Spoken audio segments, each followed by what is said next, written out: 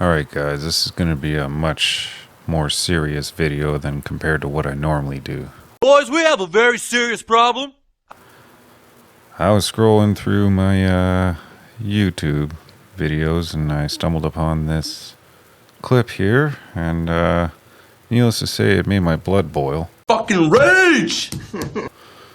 Apparently we don't have self-defense laws in Canada here, so hopefully this will bring some attention to us Canadian folks, any people from Canada who are watching, and the US for that matter, the whole world actually. Everyone should know about this. This is pretty ridiculous. We're going to click on it here and we will see what's going on. All right, let's turn our attention to Ontario now, where a police chief there is defending his officers for charging a man who allegedly assaulted an intruder in his home. The case is raising questions around the limits of self-defense in Canada. Mike Crawley has been following this story for us from Lindsay, Ontario. So Mike, in this scenario, walk us through what happened.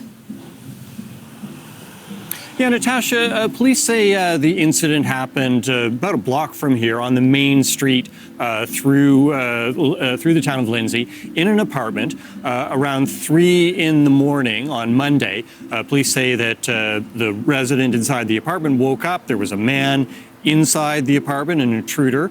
And at the end result of the incident saw the intruder injured with what police are describing as life-threatening injuries. I'm bleeding. And charges against both of these men. You break into my house, I'm sorry, but you're gonna get the crap kicked out of you. Charges that the alleged intruder faces, there's 4 charges. They include breaking and entering and possession of a weapon for a dangerous purpose. But it's the charges against... I'm the one who's going to have to say it. ...the resident of the... Hey, where are the other 2 frickin' charges? You only mentioned the 2. You said there was 4 charges total. Frickin' CBC. Seriously? Seriously. The apartment that have got people talking in this town. He is charged with aggravated assault and assault with a weapon. Now, You're serious? Okay, so they both had weapons. How did you expect the homeowner to defend himself? The fact that the crook broke into his house and he also had a weapon? What, is the homeowner just supposed to submit? What if he went there with ill intentions to kill the guy? Get the fuck out of here.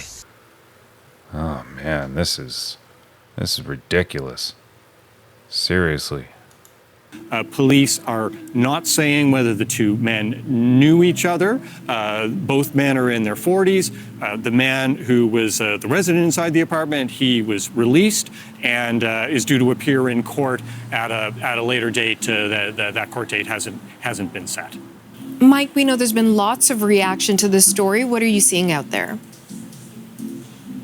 Yeah, I mean, the reaction is going all the way from here in Lindsay, all the way up to the Premier of Ontario wanting to weigh in. A lot of people wanting to find out what exactly happened, but questioning the limits of self-defense, whether somebody is entitled to defend themselves if they're faced with an intruder in their home.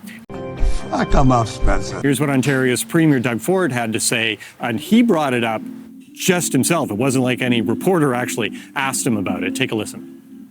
So this criminal that's wanted by the police breaks into this guy's house. This guy gives him a beating, and this guy gets charged. And the other guy gets charged. But something is broken. You fucking right, something is broken.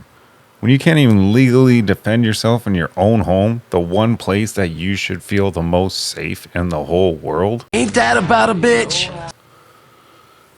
Oh my God, man. This is really getting my blood boil. I know if someone breaks into my house or someone else's, you're going to fight for your life. This guy has a weapon. You're going to use any force you possibly can. I will beat your ass like a Cherokee drum. Good on you, Doug Ford. hear a lot of bad things about you, but I will agree with what you're saying right there. That is 100%. I am in agreement with that. To protect your family. And Natasha, I was here talking to people in Lindsay, and it was pretty difficult to actually find anybody who didn't express sentiments that were similar to the Premier. Everybody was really saying, this reporter seems like he's really uncomfortable covering this. Like, he's stuttering a lot. Very amateurish. I would do the same if I was in this person's case. I can't believe that somebody would be charged with a crime when they were just defending themselves.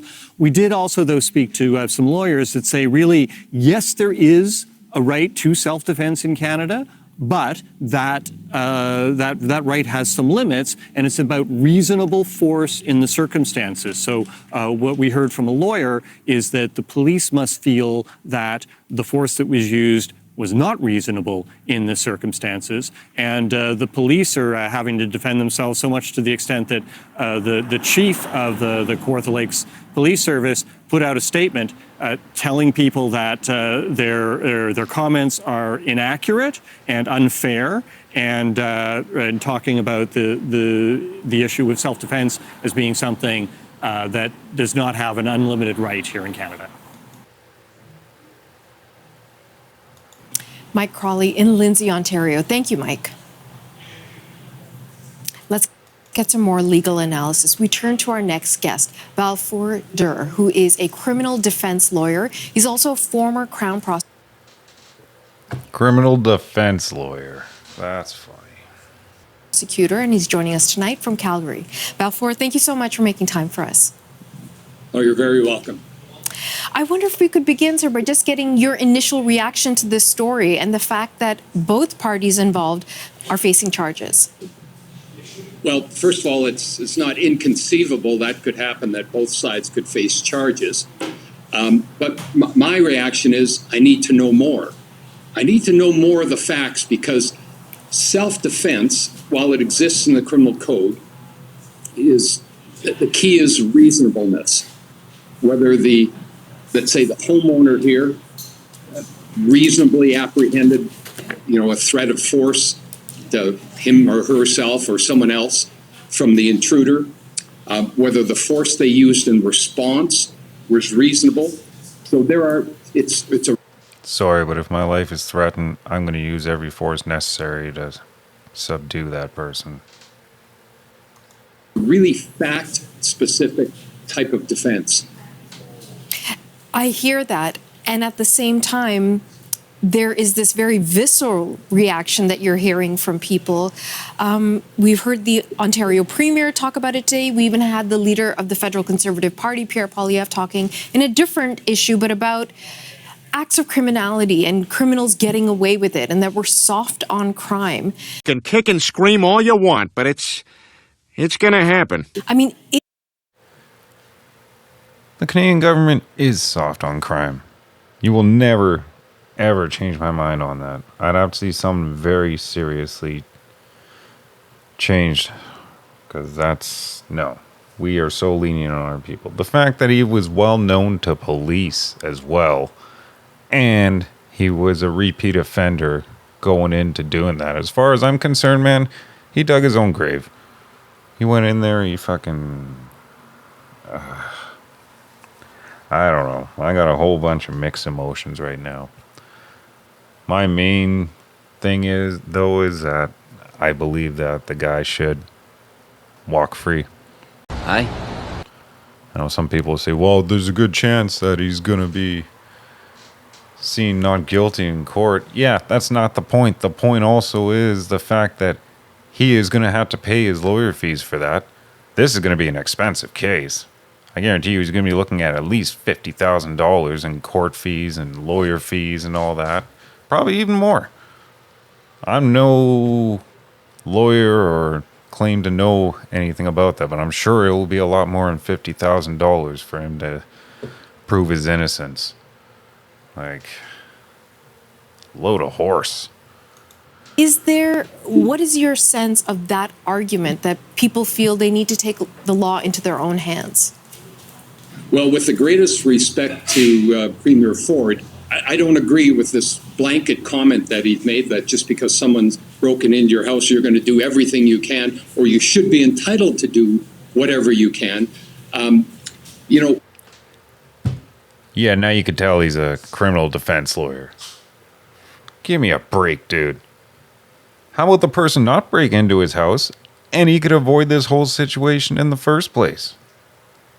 Maybe if he wasn't such a criminal and going out doing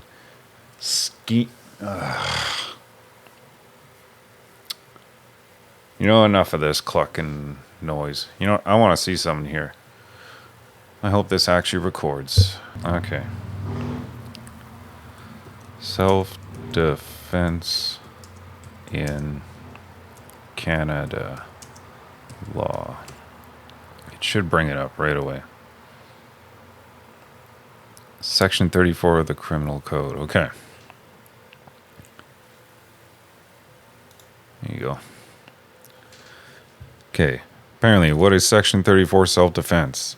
Section 34(1) states that a person cannot be found guilty of an offense if they believe on reasonable grounds that force was about to be used against them by another person. In that situation, they are allowed to respond with force, provided it is reasonable in the circumstances.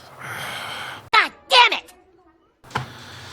Well, I don't know. I really feel sorry for this homeowner because it looks like he has a 50-50 chance of catching some charges and them actually sticking.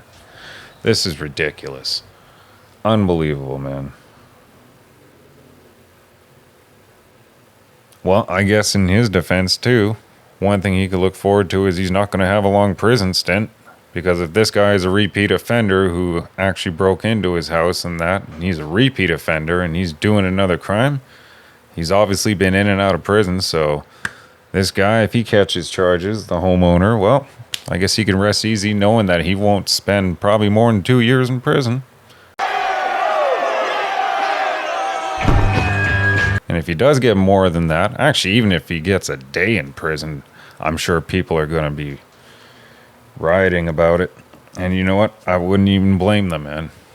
This just goes to show that we don't really have self-defense rights in Canada. At least that's what I'm getting from it.